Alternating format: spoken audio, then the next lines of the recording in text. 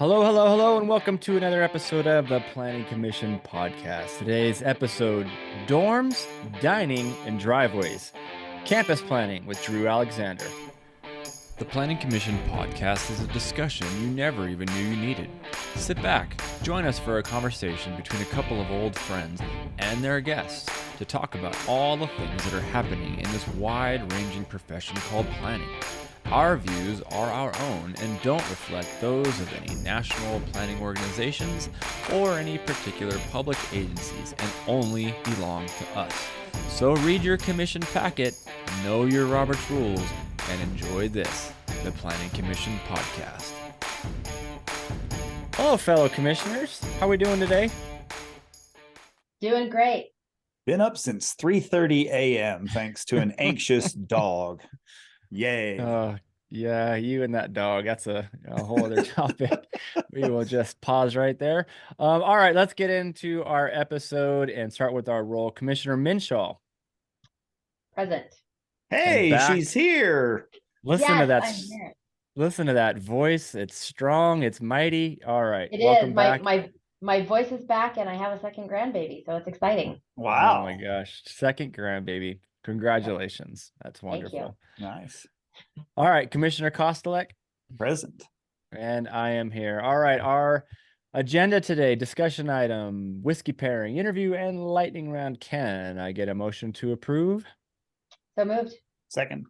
All right, just as a reminder to all of our listeners, you can go and find our past meetings on our website, www.theplanningcommissionpodcast.com. Go to YouTube, Apple, Amazon, subscribe, like, and give us feedback. Hey, send us an email at planningcommissionpodcast@gmail.com. We love your feedback. Today's episode, we're going to talk about academic campus planning, college campuses, university campuses, and everything that goes into that. They are their own world. We are, as planners, probably quite envious because they get to do whatever the heck they want to for the most part. There's some details in there, but they get to do a lot of cool stuff, and the world is their oyster. We're going to be speaking with Drew Alexander, who's the Associate Vice President for Campus Operation at Boise State University. So, to my fellow commissioners, I'd be curious, how well or not so well was your academic institution planned? I want to go last. That's because you're nice and don't want to throw anybody under the bus. So no, I get it. There's another reason, but I'll wait and tell you. All right. You want me to go first, or you want to go first? Go for it. I was going to suggest you go first. All right. I am an odd duck. And I mean that because my academic journey was very different. My undergrad was at Chapman University at essentially what amounted to be a industrial park out in the boonies, and it was just hit it 100 miles an hour, get your degree. It was tailored kind of to working adults in a sense, and so it really wasn't even a campus. It was a building, and there was nothing to really talk about there. When I went to Eastern Washington for my planning degree, again, my planning school was not located at the campus in Cheney, which is where the hub and the heart of Eastern Washington is. It was located at another satellite campus in downtown Spokane called the River Point campus in a, 7-8 story building, whatever. So there was a little bit more there, but not as much. Ironically enough, I one of the things I will share, and I love this because I just got a chance to do a guest lecture at one of our local colleges just the other day and saw this similar thing. Our sidewalks and our walking paths in university settings are often either woefully wrong or our students are incredibly lazy.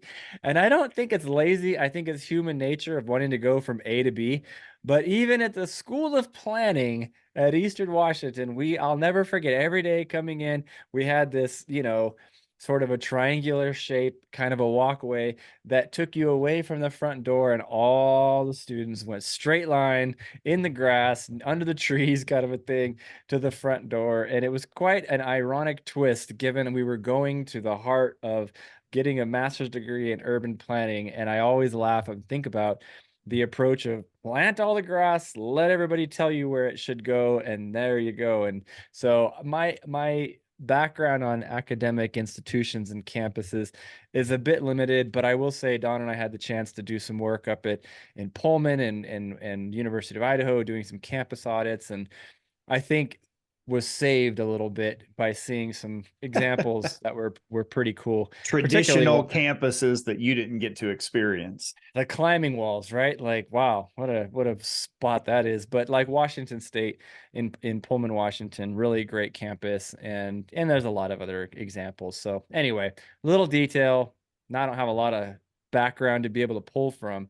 None like Don, who's gone to some classical institutions, I and don't I know can't about wait that. wait to hear I his. gotta say, the one of the reasons I am in planning is because when I was editor of the newspaper at Western Carolina University, the campus started undergoing a master plan. I'm like, this looks interesting, and ended up following it and tracking it in the time that I was there. So Western Carolina University, it's in the metropolis of Cullowhee, North Carolina, also known as Cullowhee. And you can guess why that might be the case. It's not actually in a town, it's in an unincorporated area. So we said Cullowhee isn't a place, it's a state of mind. Pretty good campus in the University of North Carolina system, hilly as all heck. So walking around and doing those things there was definitely one that was a challenge. So I can't say people did a lot of that. There was a lot of like driving between different sectors of campus and other things there. And then the second one for grad school was the University of Illinois at Chicago, which was 100% brutalist architecture, because they wiped out Little Italy in the 60s to build the campus. Built these walkways on the second story connecting all the buildings because the fear was the neighborhood was so bad we didn't want to expose students to the outdoor elements. By the time I got there, those had been ripped out, and they dumped the granite slabs in Lake Michigan for that, and finally realized they needed a campus. But our College of Urban Planning was across the Eisenhower Expressway in what used to be a brassiere factory. See, I knew I could depend on you for some color. And I recall going to Western Carolina in particular and learning of the wonderful little nicknames you all had for the dorms and such. Oh, yes, yes, We yeah. won't go into what those were, but That was where we nevertheless. were doing the Cullowhee vision plan, and where in the public meeting in the cafeteria, they had the healthy posters, and pizza was listed as a vegetable, I believe. Oh, you mean it's not? I don't understand. Well, now it is. They could be made out of cauliflower, the Yeah. old crust, Oh, yeah, so that maybe. wasn't the case. All right, Sabrina Minshaw, you've had adequate time to reflect. What do you got? Hit us with it. All right. So the actual reason I wanted to go last is because it's a Okay. good transition into talking to our guest. You guys should remember, I don't know if you know, I'm actually a graduate of Boise State. Um, so being our guest, I was in Boise State. It might have been about 25 years ago. But I How did go to Boise many? State. I coughed. Oh, okay. 35. Wait, what? Sorry. I said 25. Nice try. In any Grandma. case, yeah, I'm a young grandma. In any case, I went to Boise State my first year. I actually lived in the dorms on campus, and then lived off campus the other years. So I have a lot of experience with that. Now, Boise State has grown up and changed amazingly, but I think the kind of it being part of the fabric of that area hasn't changed. I do remember back in the days where there was a lot of mad dashing across University Boulevard, and it took a long time. I think even when the three of us were at Ada County Highway District before some of that was improved. So it does take a long time if there has to be coordination with other jurisdictions, which I'm sure our Yeah. guests will talk about. I also, while not in a degree, when we lived in Spokane, I did a 9-month leadership certificate at Gonzaga, where our primary kind of meeting place was on campus, even though we went off campus for places too. So that was a good experience because, like you said, at the recent university that you went to, to kind of do a guest lecture, it's a lot, either you're on campus or you're off. Yeah. And then Yeah. while there aren't Yeah. a lot of sidewalks, Yeah. it's such a beautiful campus. And of course, I know you've been there too. It's such a beautiful campus that it really is, I think, very pedestrian oriented. Like, you park on the outsides and then you're on campus. Yeah. They've done a better job in the last few years, because it's been about 5 years since I was in that program, but they've done a lot better job of integrating kind of the urban form around it, like buildings and multiple Mhm. use, and they've got more cafes and things around it. But that was kind of the opposite, where it was a much smaller private university compared to Boise State being even large back when I was there, and very spread out. Mhm.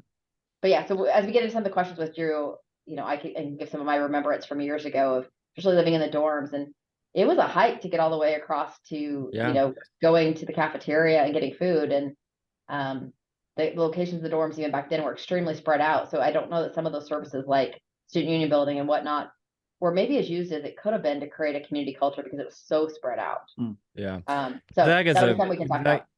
Yeah, Gonzaga is a beautiful campus, no doubt. And you're right, it's totally sort of insulated in a way. But even Gonzaga is not, it's sort of bulletproof to what's been happening in the college realm, which is the private sector. The private Absolutely. sector going, wait a minute, there's an opportunity for us to make some money by putting in housing all around it. And it's actually almost like single occupancy sort of housing in a way, kind of going back 100 years, sort of, where you have your room, you have a bathroom, but it may be a 5 bedroom and 5 bath. It's like, yeah, we're seeing some changes, and some of the ways things are being done, and I'm sure Drew can shed light on that in just a minute. So, all right, very good. Don, whiskey pairing. Can't wait to hear Well, this one. well, first of all, I want to share a Gonzaga story. So it's Catholic University. My first visit there was in 1998. So this was before they really hit it big in basketball. I knew of like the John Stockton stuff and things like that. My last name at the time was also Costello. So I'm in the Gonzaga bookstore and I'm buying a Gonzaga hat, and I get to the cash register and I give them, my debit card or whatever. And the lady looks at it. I'm like, oh, Costello, are you related to Father Costello? And I go, yeah, I'm his son. And there was like this really confused, scared look on her face. And I She did not checked see the out. humor So in that. That would not have been humor no, from Gonzaga. that's that. I can't. It runs neck and neck with me stubbing my toe in the BYU bookstore and yelling out an expletive, which also sent a quiet chill across the room. So, anyway, whiskey pairing today. We're Boise focused and all of that. So I'm going to go with America's first new craft distillery, which was Bardenay, before it became the rage across the country. We've had that here probably since about the time Commissioner Minshaw was in school there. And they just started a couple of years ago making a bottled in bond rye. Bottled in bond, minimum 4 years, 100 proof, all those different rules. Really good local spirit. $90 a bottle, however. So you have to be judicious with it, especially if you're paying tuition at Boise State. My only note to remind that is just to remind you both my birthday is coming up, so you can absolutely pull from these whiskey pairing ideas. Their gin's a lot cheaper. How's that? I don't do gin. Oh, no. Oh, okay. Well, thank you for that word of advice. We'll pass the cup and see if maybe by mentioning Bardenay, hey, Bardenay, maybe hook us up here a little bit. All right. There we go. Very good. All right. So real quick, before we get Drew on, we're going to just take a quick moment and thank our friend, the Plan Edison, for supporting today's podcast. If you're looking to sharpen your urban planning skills and advance your planning career, head on over to Plan Edison Courses, which offers over 300 courses on cutting edge planning topics and skills such as parking reform, missing middle housing, equity analysis, and climate resilience. Visit courses.planedison.com/PC10 to take advantage of an exclusive offer for Planning Commission podcast listeners. All right, let's bring in our guest, Mr. Drew Alexander. I love the title, Drew, Associate Vice President for Campus Operations at Boise State University. Welcome, my friend. How are you? Doing well. Thanks for having me. Does that fit on a business card? Just barely. Barely. Yeah. A 6-point font does it, so. It All might right, be an Drew. acronym. What's the acronym for that, Drew? What Ooh, would be the that's a acronym good for one. your title? AVP CEO. Yeah. All right, write it out. It's okay, write it out. All over. All right, Drew, introduce yourself to our audience. We want to know a little bit about you and man, campus planning, right? I mean, this is such a unique little subset of what we do as planners. Super important. I have no idea how many academic institutions there are in this country, but clearly tens of thousands, if not hundreds of thousands. So you're one of that club. It's kind of a prestigious club, right? So tell us a little bit about yourself and how you got into this. Yeah, so going back to the beginning, so to speak, I always had this natural affinity toward construction and the built environment. I think like so many planners do. My dad was a kind of a small scale builder and carpenter, and I grew up on job sites, swinging hammers and things like that. And I started down the path in my undergrad to be an architect, Ball State University back in the Midwest. Um, their undergraduate program there had its curriculum structured in a way that all first year students had equal exposure to architecture, landscape architecture, and then a third track of urban planning and development. And at the end of the year one, you're faced with this decision: what gelled with you the most? And a little bit to my own surprise, I had found that I really appreciated the micro and macro level thinking that came with the urban planning track, the necessary collaboration and people components of it. And so I've always been a fan of zooming out, so to speak, and thinking from things from kind of a higher level. So there I went on my way to be a planner.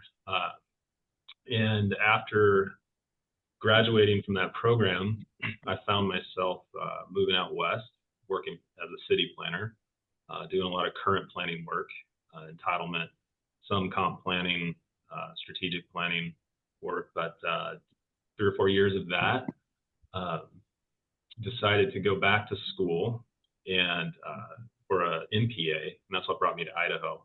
That was my first experience at Boise State. And during that time, I worked for 2 or 3 years in the private sector doing kind of some policy advisory work, feasibility, also just some land use code advisory work.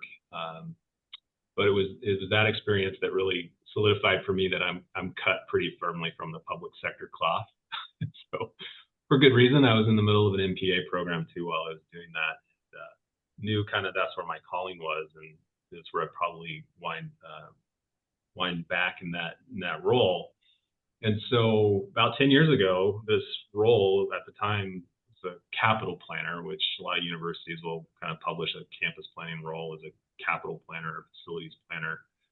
But it posted, and I was immediately, it appealed to me immediately because by then I'd learned what really was a driver for me was being part of projects that had big community impact, and primarily being able to do that through the provision of buildings and spaces that we either directly or indirectly interact with. And campuses are like that in a variety of ways. I've always valued higher education and the outcomes that creates for students, but really the appeal was the sandbox that it created to be part of this niche that you mentioned, Chris, to help on those built environment outcomes. And so my recommendation, for anyone that's considering this field is to do one of the things I did when I was considering this role was to try to track down ownership maps for colleges or universities and see what land is essentially kind of not planned at the moment. Universities and colleges oftentimes have some pretty exciting pieces of property that are either adjacent to campus or even further from campus, or adjacent to campus that just haven't been developed. And I think that provides a really good glimpse of what you can get kind of roll your sleeves up on, get your fingerprints on in a campus planning position at a university, and help guide and direct what's not been programmed or built yet. It's not like we'll come in and push everything aside and start over, right? So for anyone considering this, I'd strongly suggest looking at ownership maps for institutions and helping that kind of guide your decision, because I think it does establish a little bit of the realm which you'll have, or the realm of that sandbox, so to speak. So that's what compelled me. That was that circuitous path from an undergraduate program in Indiana all the way to Boise State University here in Idaho, and I've been essentially kind of in this campus planning role for about 10 years now. That's great. So interesting that I don't think I knew a lot about your background, that you had worked in those different roles in the past, where you had worked for a city and been in a public sector, private sector, and back to a public sector or university niche. So with all those experiences, I'm curious, what are the input things that you look at as a planner as you're doing the work that might be same or different for context? Things like, as a county planner, we look at things like population projections and, land use trends and development trends. I'm assuming you're looking at student enrollment trends, but what are some of those inputs and what's the same or different, or maybe what you think you should be looking at that maybe you aren't? Yeah, Sabrina, you pretty much nailed it with the student enrollment. So much of what we do is driven by enrollment trends and tracking where those are heading. And I think as you compare campus planning to other fields, it's both wildly similar and oftentimes wildly different at the same time. Because when we're looking at things like enrollment increases, there are some core things that we need to account for, just like city, county, regional planners. For example, how are students, faculty, and staff going to get to and from campus? What infrastructure do we need to have available to accommodate different types of transportation? What relationships do we need to maintain with other agencies to have those communications for what we can't necessarily control or dictate ourselves? There's infrastructure, facility infrastructure that enrollment is.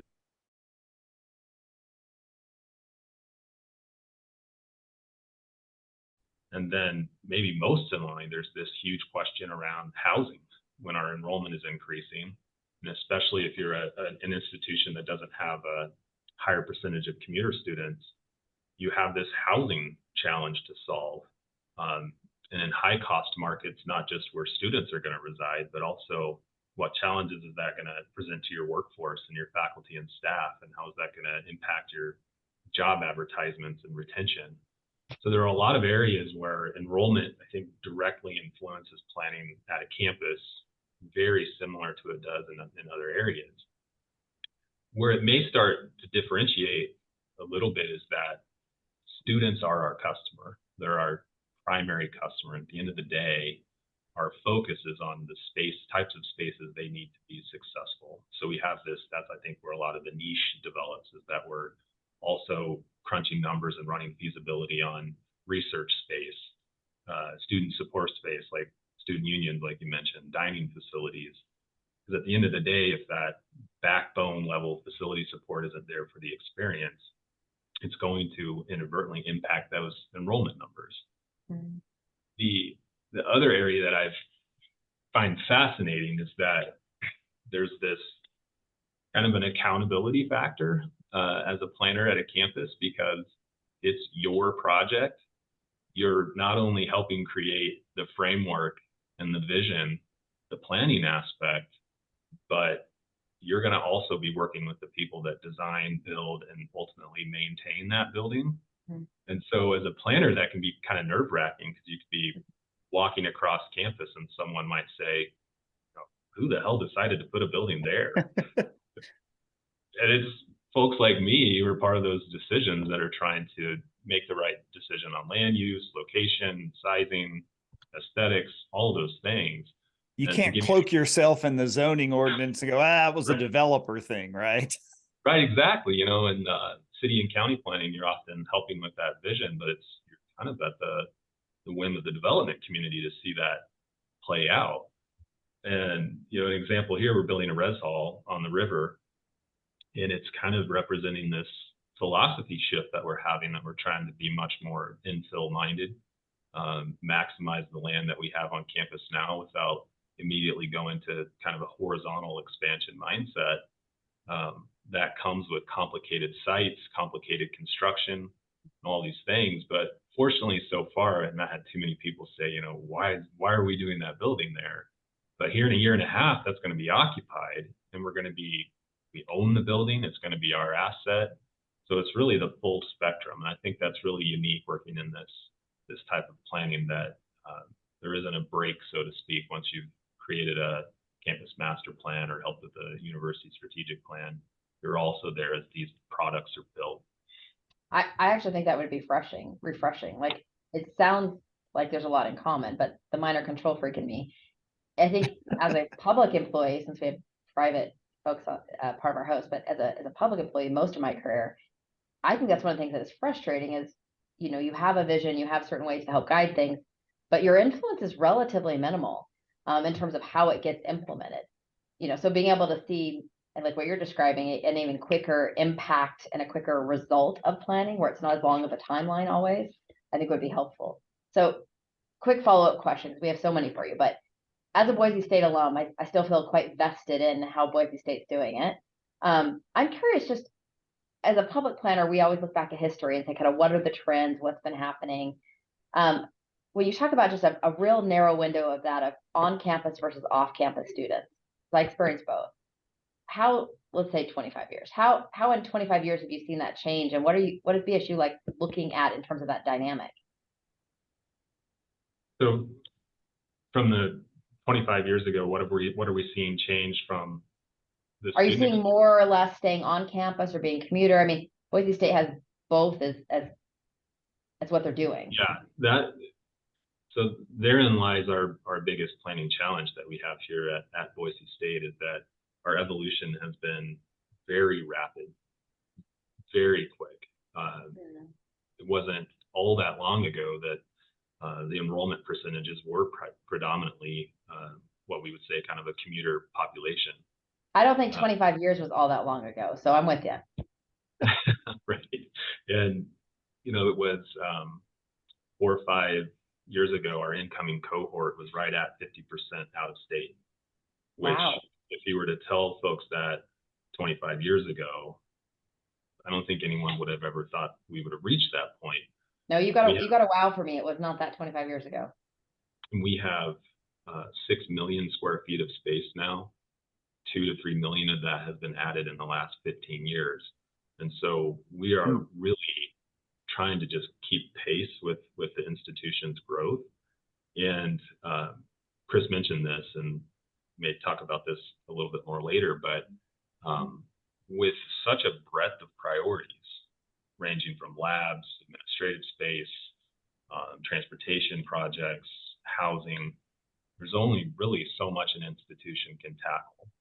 And so the private sector did have that aha moment here of, this institution is really growing fast, and there's a lot of other institutional priorities they're tackling, and a complete housing portfolio isn't really keeping pace with that. And so there's been a tremendous amount of privately developed housing developed around campus simply to accommodate those rapidly increasing student profiles, that kind of 50-50 out of state population that's growing. So I would say certainly, Sabrina, like in that window of time, we're far from those kind of commuter routes that we had not all that long ago. Yeah, no, we will talk more about that in terms of amenities and things that people are looking for, but that's fascinating. Thanks. Well, yeah, and it ties well to, my question. And back when I was in planning school, the whole town and gown thing was the flavor du jour, and you'd have full sessions at the APA conference and things on that. What have you seen even in that housing dynamic or in other ways for campus planning that works well in a city versus university relationship? What could be done differently? And I'm sure you've probably shared some horror stories and come back to you from others in the campus planning realm. So if you know those and they're not Boise State and want to be non-specific, you can also share those. Now, this topic is fascinating, this town and gown topic. And, what we're talking about is something that dates back 1,000 years, where this mindset of kind of sovereignty developed at universities, where they had an inclination and oftentimes the provisions to govern themselves. And back in those early days, there were some really wicked events that happened in places like Oxford in the 12th, 13th, and 14th centuries that are, I think, really fascinating and worth reading about. But fortunately, then it was town versus gown, and I think we are talking about it more town and gown. So we're trying to be inclusive in the terminology and approach, but it's a topic that you have to really kind of dissect a bit when you dive in. And I think there are two spheres to it. For simplicity's sake, we can just break it down to micro and macro levels. And for most institutions, especially like Boise State, that are embedded in an urban environment like we are, I think the micro level is really kind of a 15-minute walk area. And the micro being more of that citywide or regional town and gown collaboration that you have that's more dependent upon interagency partnerships and conversations happening. But that micro level is where there's just this really dynamic relationship at play, because almost always in those areas, there's a mix of businesses, neighborhoods, parks and places, along with a really heightened concentrations of student residency. And in a lot of places, there's kind of this common inclination to do what I would call kind of these surface level geographical tactics, to where you attempt to draw a boundary on a map and then say, you know, let's start doing kind of a branding and marketing campaign with that area, where light posts have the institution's colors, or benches and bus stops, or maybe the coffee shop down the street becomes the university coffee shop. But I think the mistake in that, the fault in that approach, is that for the residents and businesses within those areas, there's oftentimes kind of this apathetic relationship or even adversarial relationship to the institution that they happen to be near. And the last thing they want to see are those colors and identification and all of that proliferating their lives even more.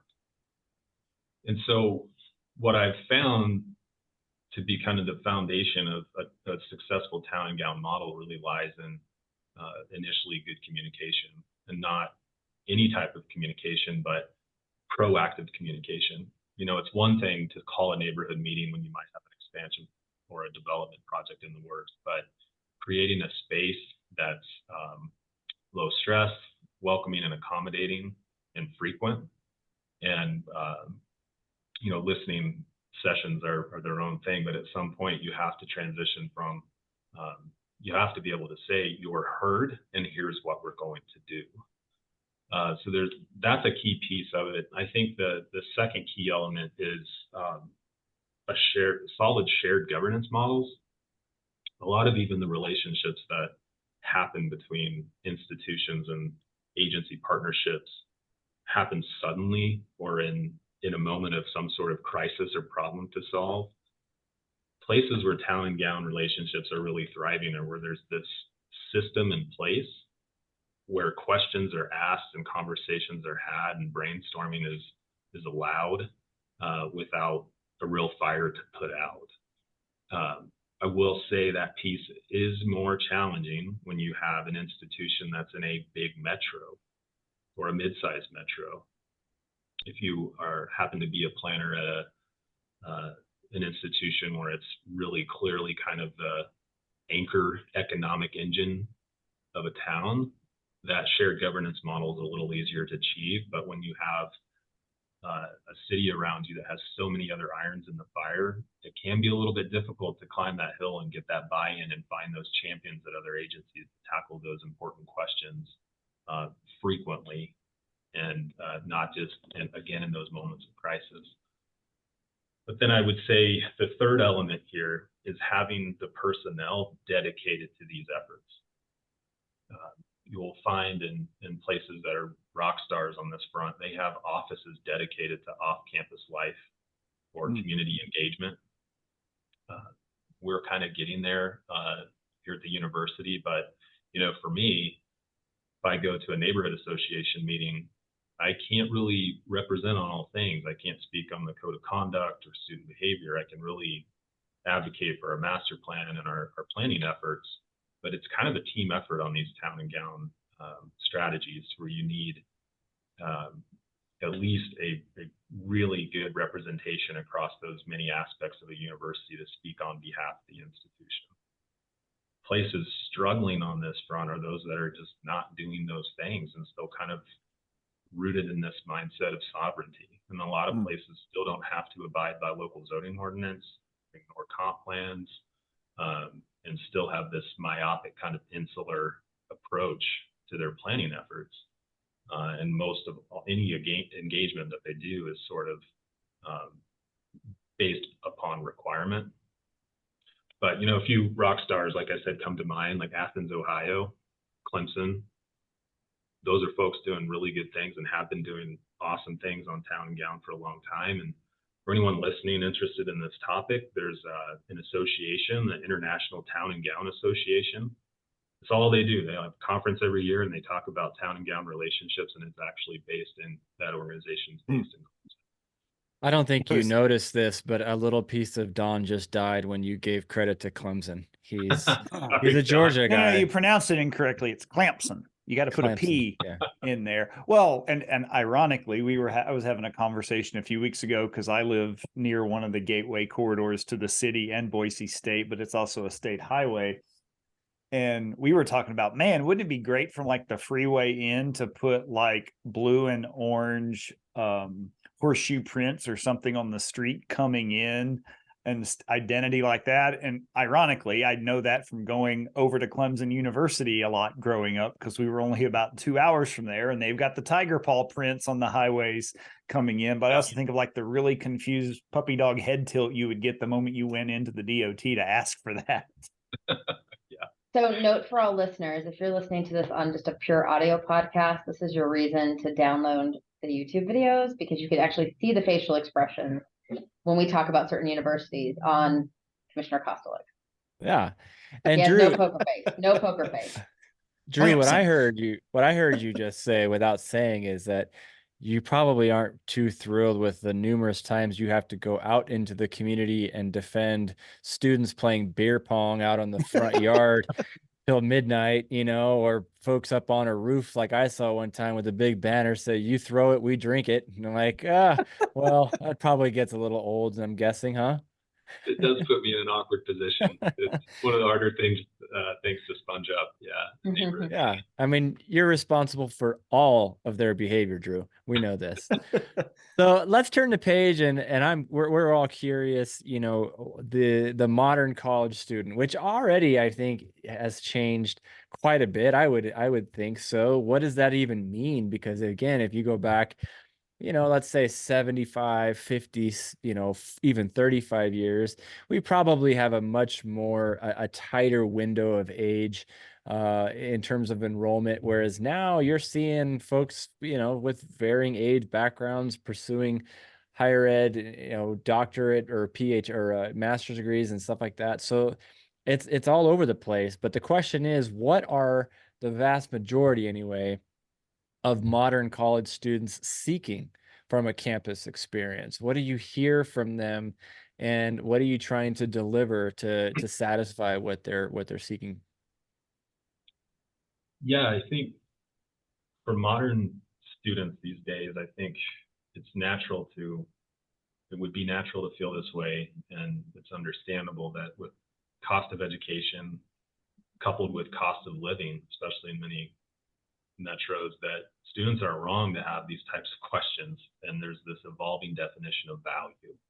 Like what is the value that I'm going to get out of this college experience? And you know, on top of that, there are themes of major employers starting to reduce or remove degree requirements from job postings, which is, you know, quite the opposite of what we saw during the Great Recession. So a lot of students, I think, are cautious, more hesitant to embark on this type of journey. And ultimately, though, I think students are still looking for curricula that fosters new ideas and ways of thinking, and an academic support system that presents them with both unique learning opportunities, but more importantly, probably than ever, clear career-related outcomes.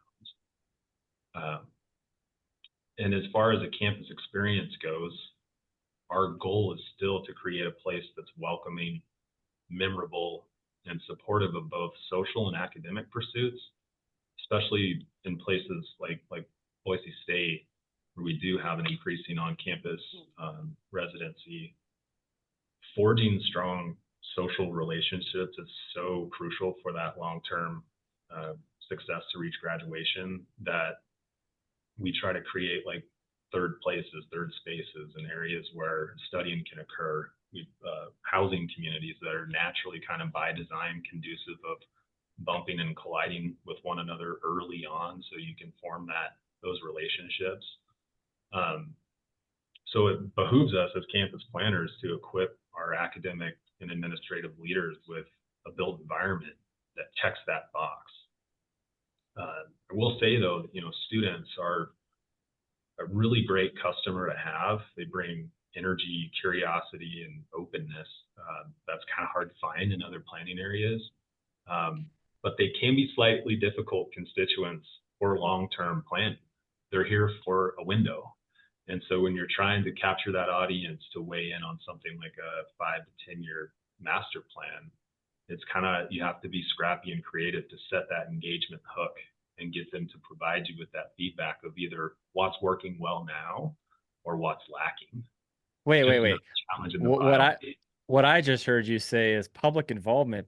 Why do I need to do that? They're out in 4 years, man. I think Well, it's more. I think Sorry if too, that's what like, you heard. That's not what I meant. I think of No, like no, it's more the evolving. comparable in the public sector where you try to get input from people and they're like, we won't see that for 40 years. I'll be in the ground by then. All right. So just people only come at it from their perspective in any time. Well, I think too, like if you think of, say, just a regular business area or a downtown, and the economy and things cycle through phases of people's preference. I mean, we don't have Beanie Baby and scrapbook stores the way we used to, and now axe throwing's going out. So it's like, is that something you feel like you can control more? Is it, oh my God, the preference changes every 4 years, so now we got to do X, Y, and Z different? No, I think the preferences aren't really shifting that rapidly. And we've never been a place to really throw the wild stack of amenities that you may see in other places. I think this is where we've been given a really great opportunity here in Boise, is that our campus, the old airfield that it was, is located right near downtown. And it's something constantly on my mind, is that when a prospective student comes to visit Boise State, they don't have a blindfold on when they get to the airport and come to campus. They're sponging up as much of what's going on around us as they are in what's happening on campus, looking for that memorable experience. Not every college or university has that asset. And so we're thinking more and more about how we can be an active participant in those secondary areas around campus, those corridors that you mentioned, Don, and those neighborhoods that are nearby. Not, again, doing a full court branding and marketing campaign, but trying to see that they develop in ways that have that great campus community interaction, and providing spaces that can evolve without us necessarily being in the driver's seat. So if there's a fine grained availability of retail spaces, the market's going to drive that, and it's not necessarily going to be upon the university to cultivate that or do it on its own. Good point. But again, there are hundreds of thousands of colleges and universities out there, and not all of them have been given this fantastic proximity that we do to this flourishing downtown in that urban setting that's near campus. So this is a bit of a 2-question in one, but even with I agree with you, the amazing proximity to campus and a lot of work that has been done to make the spaces and interactions that wonderful experience on campus, either as a byproduct of COVID and just isolation and people struggling to regain community at all ages, and or the shift during that time and maybe even before to remote learning, how is that changing the game or not for what you're planning ahead? I mean, for example, my daughter spent her entire senior year in high school was all online when we were in Washington, and it really impacted her mental and social health, but at the same time it changed her expectations of the actual learning part of it, that she now moving forward maybe doesn't value or think she needs as much of that community interaction that's a very traditional college experience that grows you socially as a person. How are you seeing that, and what is BSU and other universities doing about it? Yeah, the isolation factor that you mentioned, Sabrina, we're not immune to, and it's something that we definitely are very mindful of. And it's probably not surprising to you that housing plays a huge role in that. For many colleges and universities, especially those that have witnessed the rapid growth that we have, we're getting back to this private housing development topic here. We haven't been able to necessarily keep up on our own, so the private sector has acted, and oftentimes very aggressively. And even though those types of facilities are purpose-built for students, Chris nailed it, is that the floor plans and layouts and operating model is kind of isolating in and of itself, to where you have a 3 or 4 or 5 bedroom apartment. Each room is on its own lease.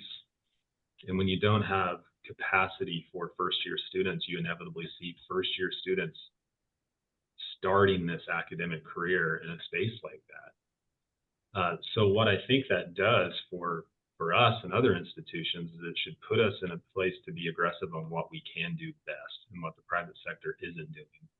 And for us, that's being aggressive on building first year communities that are built and designed differently than that private sector product. And that's exactly what we're building along the river, is a facility that has a floor plan and a proximity to amenities like libraries, dining halls, student unions, all those things, to where that social tie is going to be forged much more effectively early on.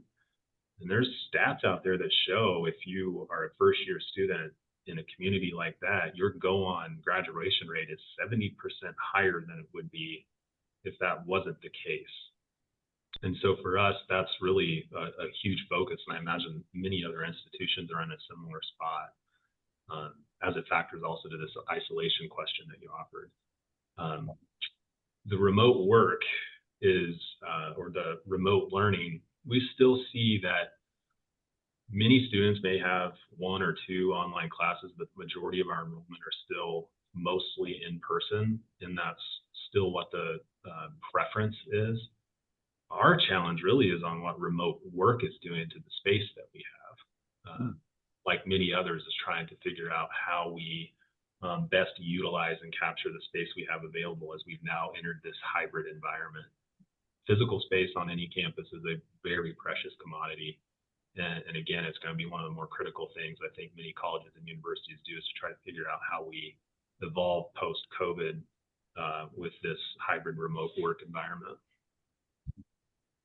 Well, I'll tell you a little something that I hear every single year, maybe 3 to 5 times, it seems like, that is a tiny, tiny, tiny, tiny little sample, maybe, of what a whole lot of people think. And that is that you and your colleagues are doing a great, great job.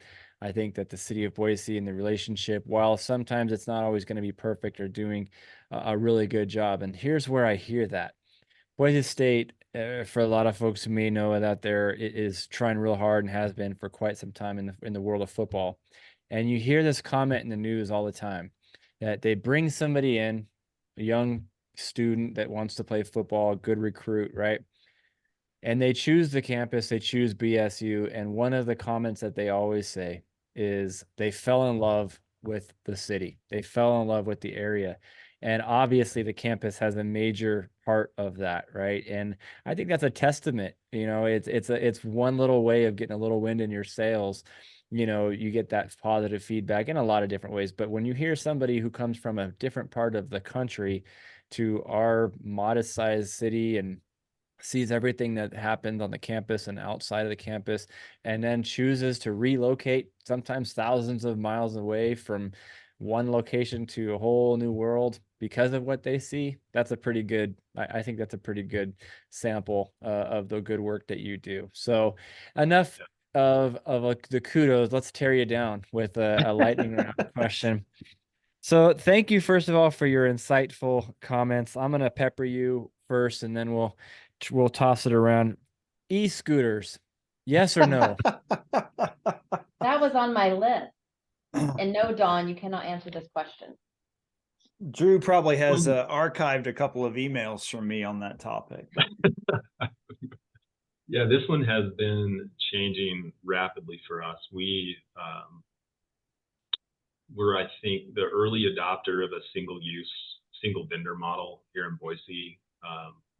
not that long ago when one of the companies that since left, because we were seeing value in having a little bit more control over the program. Now it seems like the whole city here has gone to the single operator model, but we're still not sure. The jury is out, on how we manage something like that on campus. And I think it's gotten gradually better as far as them not blocking too much ADA routes, access ramps, and we're getting very specific with these geo pins. Yeah. But yeah. I don't know, but if I had a crystal ball and seeing the whole industry as a whole kind of do some big moves, and maybe they won't be there, and maybe it'll be more of just the type of technology that students, faculty, and staff have adopted on their own. You have a future in politics, Drew. I love it. I was going to say the same thing. That was I love it. most Okay. So, balanced actually, answer that kept Dawn away. Here we go. It's all right. Mine is, can you sing the Ball State fight song? Oh, yeah. Was that David Letterman? Didn't David Letterman go to Ball State? Yeah.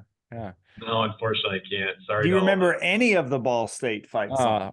The Cardinals, I think. I'm sure there's a fight in there somewhere. All right, I could say chirp, chirp. That's our thing. Oh, okay. Ball State Cardinals. I do have a question for you that you may give a political answer to, given where you work. Boise State basketball or Boise State football? Ooh. Here comes a politician. Well, right now, I think football for me. We've got some exciting projects in the works. Yeah, you do. There's some exciting stuff happening over there. If you haven't been to a game in the last couple of years, the stadium is quite the place with the video and the it's lighting. rocking, man. It's rocking. Yeah. Yeah. All right. By the time this episode airs, it's going to be roughly February 14th. So, Drew Alexander, Valentine's Day, is it a Hallmark creation or is it an excuse for hopeless romantics? I'm on the Hallmark creation side. Oh, really? Very well. Okay. Yeah. Okay. Yeah. Drew, unfortunately, Drew my says... wife would agree. Fair enough. Fair enough. Okay.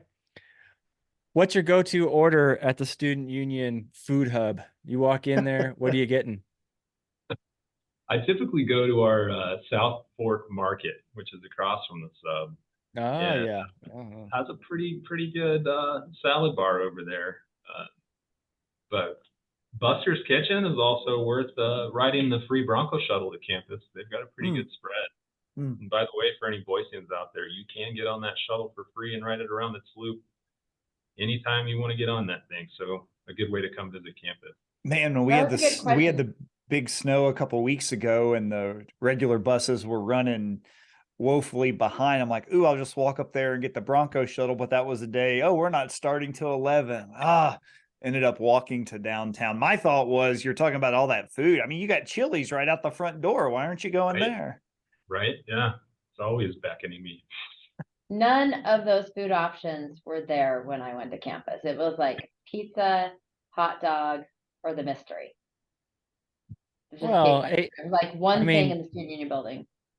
It was tough times in 1929. I mean, what do you want? It was a big deal at Western Carolina when we got Chick-fil-A. But again, here we were a heavy residential campus, a main, anchor in our cafeteria, and it isn't even open on Sunday. So it was just like, come on, can we get, it was good, but can't be at all. All right, Drew, I got one that's interesting. I'm curious to get to know you better. If you weren't a campus planner, so we're going to pretend that is your dream job, what would your dream job be?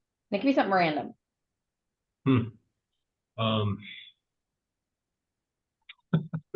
Good question. Sign spinner for a used car lot.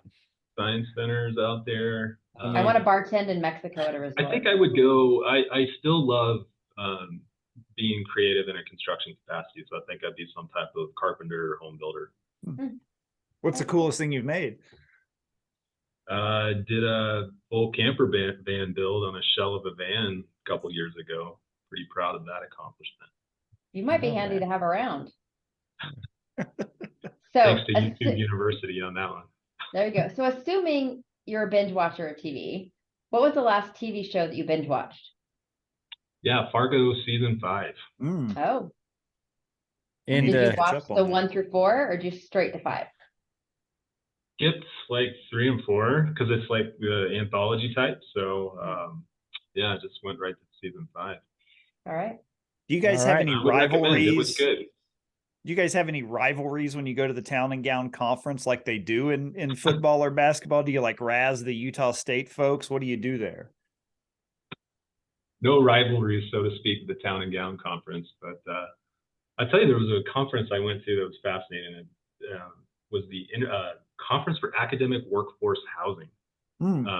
That's a little definitely bit of a no niche. rivalries there either, but higher ed is unique in that it's one of the major, I think, employment sectors that are trying to provide workforce housing. We are doing the same. That was the most recent conference I went to. It was absolutely fascinating.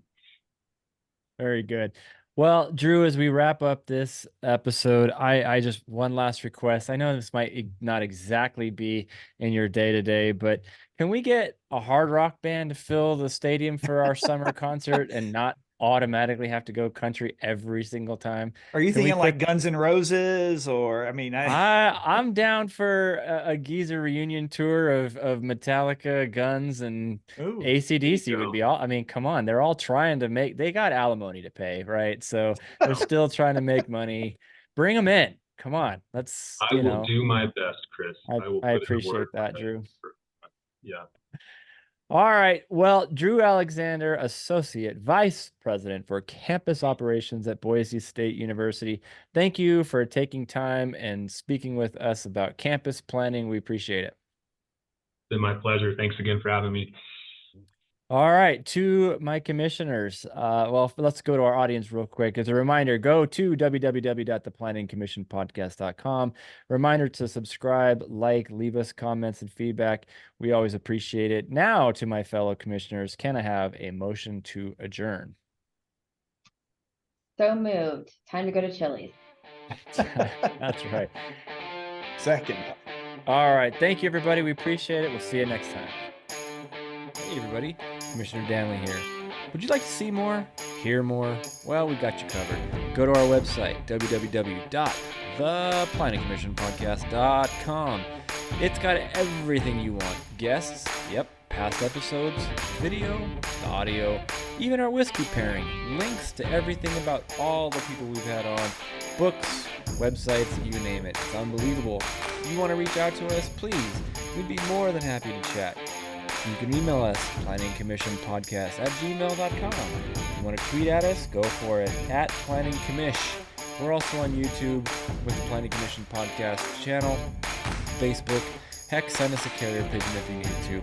We'd love to hear from you about ideas, guests, you name it. Thank you for listening. We appreciate it. We'll keep doing our thing. You keep doing yours. Have a good one.